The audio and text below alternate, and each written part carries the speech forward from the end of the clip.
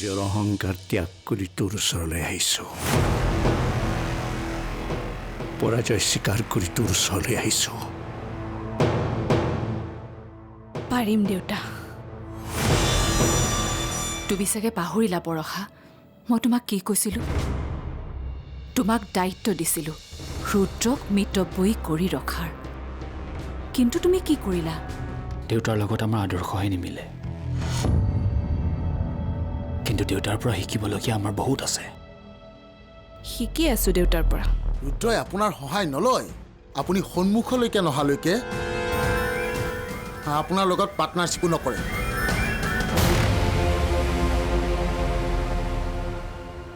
ৰুদ্ৰক মোৰ প্ৰয়োজন হ'ব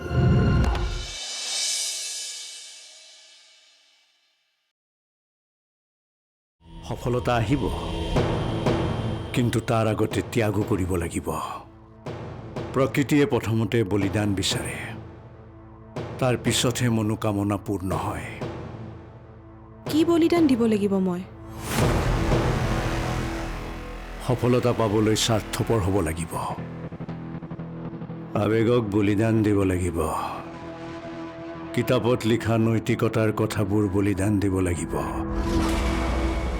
অৰ্জুনৰ দৰে তোৰ লক্ষ্য কেৱল মাছৰ চকুটোত থাকিব লাগিব মাছৰ চকুটোৰ বাহিৰে বাকী সকলোবোৰ অপ্ৰয়োজনীয় যা আগবাঢ় মই গৈ আছোঁ ঠিক আছে দেউতা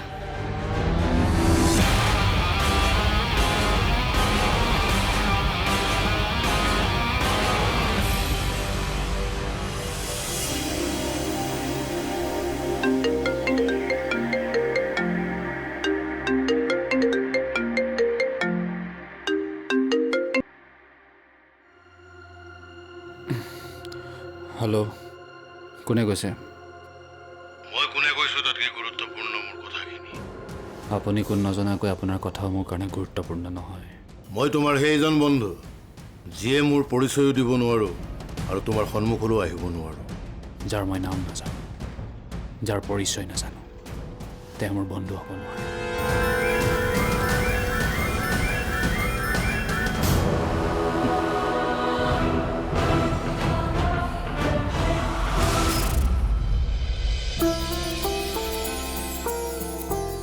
বৰষা কি কৰিছা কিবা এটা বনাই আছো মা সেইটোতো মই দেখিছোঁ পিছে তোমাক আগতেই কৈছোঁ আমাৰ ঘৰত ৰান্ধনি আছে তুমি সদায় সদায় বনাব নালাগে বুজিছোঁ মা মানে ৰুদ্ৰই মোক অলপ খং কৰি আছে সি মোক দিয়া গিফ্টটো নাকচ কৰিলোঁ যে তাৰমানে তুমি বুদ্ধি খটাইছা অঁ মা আৰু জানেনে মানে আগতে দেউতাই মোক কিবা কথাক লৈ খং কৰি থাকিলে মই ধুনীয়াকৈ কিবা এটা বনাই খুৱাওঁ আৰু মই বনোৱা খাদ্য জিভাত পৰাৰ লগে লগে দেউতাৰ খং একদম নাইকিয়া হৈ যায় তেতিয়াহ'লেতো ভালেই কথা তুমি বনোৱা বস্তু খোৱাৰ লগে লগে যদি ৰুদ্ৰৰ খং নাইকিয়া হৈ যায় ভাল কথা মোৰ ডাঙৰ চিন্তা এটা দূৰ হ'ব কাৰণ ৰুদ্ৰৰ শত্ৰু আন কোনো নহয় তাৰ এই খংটোৱেই পিছে তুমি কি বনাইছা মাটিমাহৰ দাইলেৰে বনোৱা হাঁহৰ মাংস বাহ তাৰমানে তুমি ৰুদ্ৰই কি খাই ভাল পায় এই সকলোবোৰ জানা আৰু আপুনি কি খাই ভাল পায় মই সেইটোও জানো ঠিক আছে বনোৱা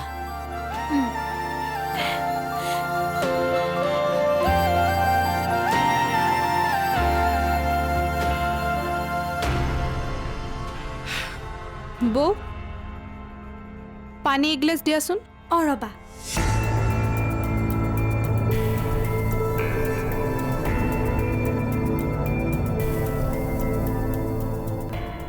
লোৱা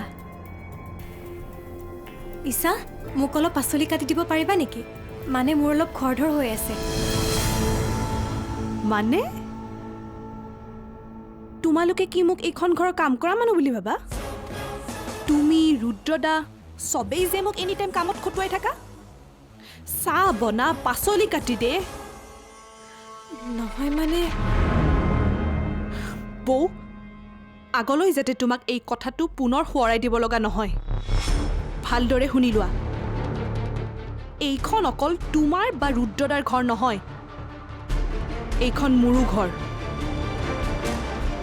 তুমি দিনটো পাকঘৰত সোমাই থাকি ভাল পোৱা সোমাই থাকা, কিন্তু মই ভাল নাপাওঁ। আজিৰ পৰা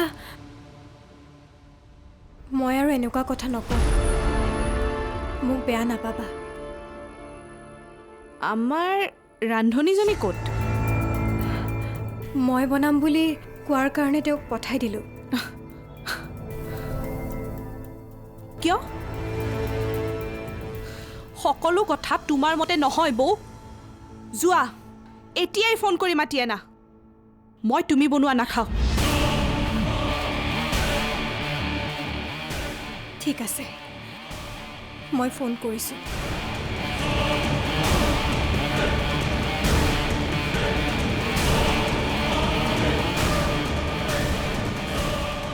কি হলো ঈশা? চোৱাচোন মা, মই পানী এগিলাচে খুজিছিলোঁ, তাতেই মোক বৌয়ে ইমান কথা শুনালে। কি ক'লে বৰষাই? কৈছে পানী পিয়া লাগিছে নিজে লৈ খোৱা, মই কিবা চাকৰনি নেকি?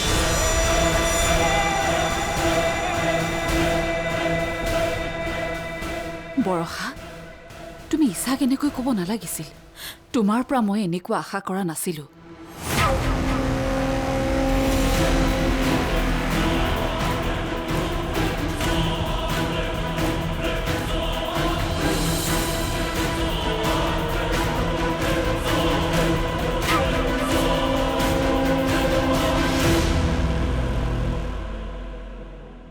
ঈশাই কিয় মিছা কথা ক'লে?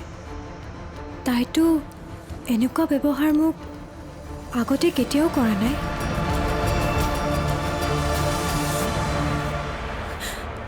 তই কান্দিছ কিয়? মোৰ দুখ লাগিছে মা, সেইকাৰণে মই কান্দি আছোঁ। এতিয়া আৰু এইখন ঘৰত মোৰ কোনো অধিকাৰেই নাই মা। কথাবোৰ তই অইন দিশে লৈ নাযাবিচোন। জানই দেখোন বৰষা সহজ সৰল ছোৱালী। তুমিতো দেখিছাই মা, বৌ এইখন ঘৰত বিয়া হৈ অহাৰ পিছত মই তেওঁক কিমান মৰম আৰু সন্মান দিছোঁ, তথাপি মোৰ লগত এনেকুৱা ব্যৱহাৰ কিয়? তাইৰ চাগৈ অইন কিবা কথাত মনটো বেয়া হৈ আছিল। হৈ যায় এনেকুৱা, তাইক ক্ষমা কৰি দে। দাদাৰ অধিকাৰৰ বাবে তুমি দেউতাৰ বিৰুদ্ধে গৈছিলা মা, তাৰ মানে মোৰ আত্মসন্মানৰ কোনো মূল্য নাই? মই বুজিছোঁ, তাৰমানে তুমি এইটো বুজাব গৈছা যে এইখন ঘৰত মোৰ আৰু কোনো অধিকাৰ নাই। ইয়াত অধিকাৰৰ কথা কেনেকৈ আহিল? কিয় ইমান তই অবুজ হৈছ?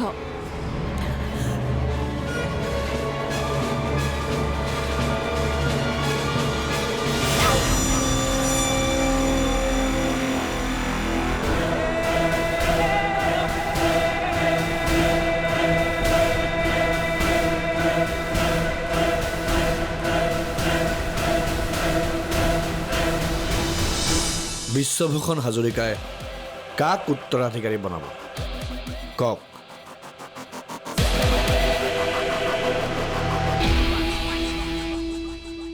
মোৰ পত্নীক, মানে বিশ্বভূষণ হাজৰিকাৰ ছোৱালীক। এতিয়া তাই মালিকনী হ'ব। আৰে মোৰোতো সন্মান আছে ভাই।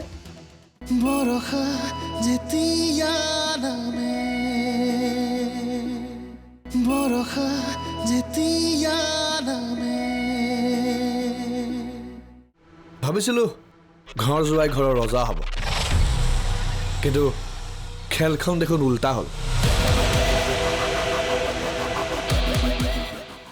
কি হ'ল? এতিয়া বিশ্বভূষণ হাজৰিকাই কাক উত্তৰাধিকাৰী বনাব কওক?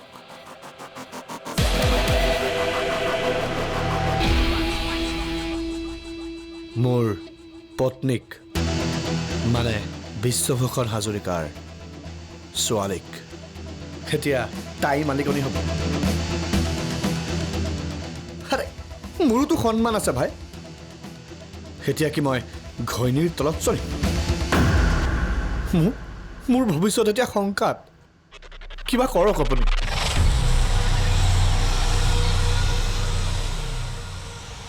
বিশ্বভূষণ হাজৰিকা আপোনাক মই ভালদৰে জানো লাভ নথকা কামটো আপুনি কেতিয়াও নকৰে নিশ্চয় ইয়াতো কিবা অংক আছে আপোনাৰ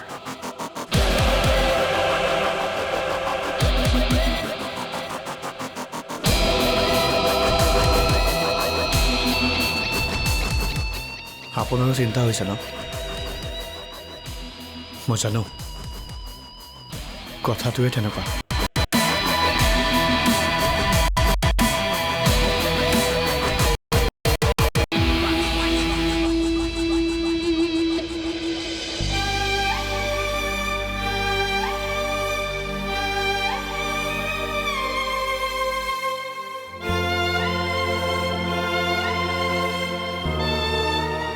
কি লাগিব ক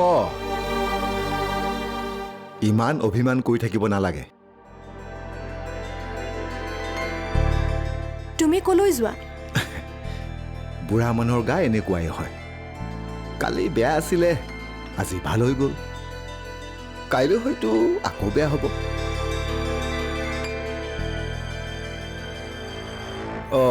মই গম পাইছোঁ ৰহ তই ইয়াতে ৰহ মই আহি আছোঁ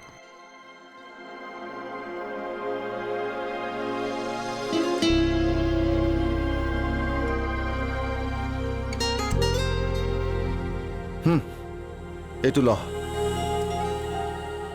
ছাৰপ্ৰাইজ দিছোঁ তোৰ জন্মদিনৰ উপহাৰ চাচোন চা তই কৈ থাক নহয় দেউতাৰে ছাৰপ্ৰাইজ দিব নাজানে ইটোহে সিটোহে এতিয়া ছাৰপ্ৰাইজ দিছোঁ চা কেনেকুৱা লাগিছে ক তই কিয় কান্দিছ মা কি হ'ল নকওঁ কিয় কি হৈছে ক প্ৰতি বছৰে জন্মদিন বাৰ লগত চেলিব্ৰেট কৰোঁ এইবাৰ বায়েই নাই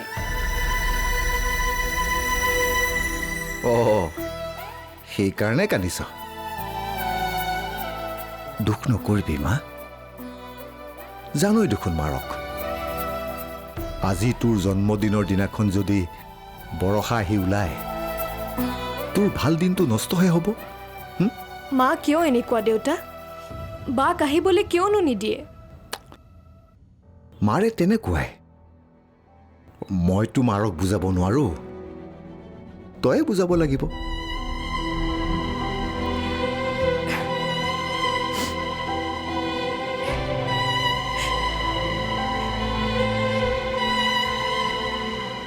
তই ডাঙৰ হৈছ নহয় এইখিনি কথাটো তই বুজি পাব লাগিব হয়নে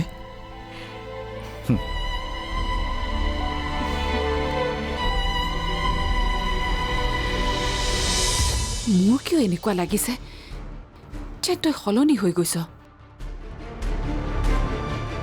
এইটো তুমি ভাল কথাই কৈছা মা মই সলনি হৈছোঁ তুমি চাই থাকা মা এয়া আৰম্ভণিহে চাই থাকাচোন আগলৈ আৰু কি হয় বৰষা যেতিয়া নামে বৰষা যেতিয়া নামে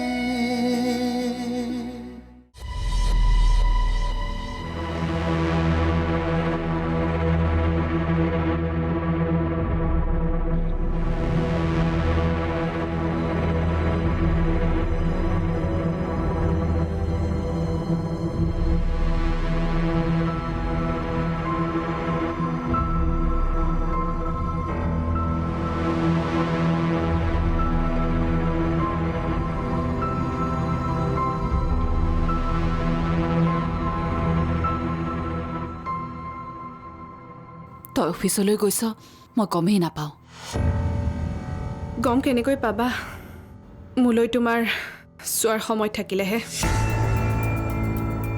ৰাতিপুৱা শুই উঠাৰ পৰা শোৱালৈকে তোমাৰ মুখতো এটাই নাম থাকে ৰুদ্ৰ তই তেনেকৈ কিয় কৈছ এনেই নকয় নাৰী নাৰীৰ শত্ৰু বুলি তোমালোকৰ দৰে মাকবোৰৰ বাবে ছোৱালীবোৰে আগবাঢ়িব পৰা নাই যিয়ে কেৱল ল'ৰা সন্তানটোহে আগবাঢ়ি যোৱাটো বিচাৰে ঈশা এনেই কৈছোঁ মা তুমি আৰু মই স্বাৱলম্বী হোৱাটো নিবিচাৰিবানে মোৰ কিয় এনেকুৱা লাগিছে যে তই সলনি হৈ গৈছ এইটো তুমি ভাল কথাই কৈছা মা মই সলনি হৈছোঁ তুমি চাই থাকা মা এয়া আৰম্ভণিহে চাই থাকাচোন আগলৈ আৰু কি হয়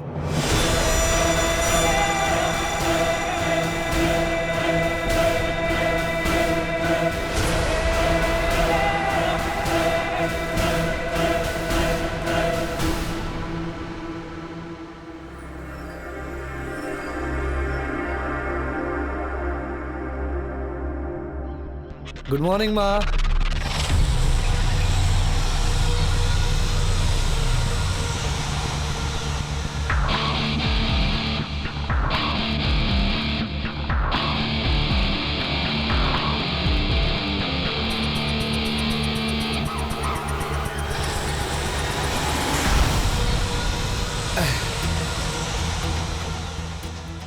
মোক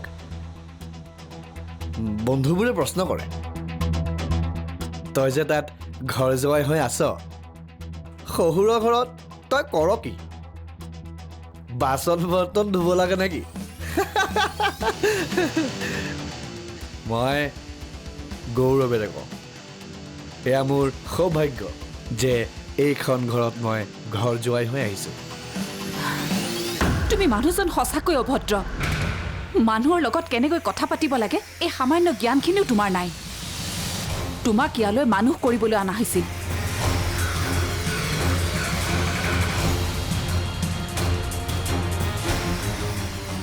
আপুনি মোক অভদ্ৰ বুলি ক'লে যেতিয়া ময়ো কথা এষাৰ কওঁ মোক ইয়ালৈ মানুহ বনাবলৈ নহয় পোহনীয়া কুকুৰ বনাবলৈ আনিছে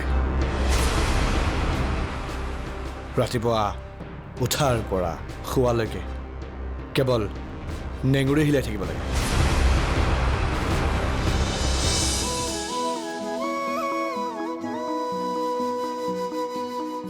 এপাহিয়ালো খোৱা উশাহৰে ফুলে ডাৱৰৰে তুলিকাৰে ছবি আঁকি ফুৰে মৰুভূমি জ্বলোৱা বালি চন্দাৰে ৰুণে চিকিমিকি তৰা বলি দুচকুতে ৰুৱে বৰষা যেতিয়া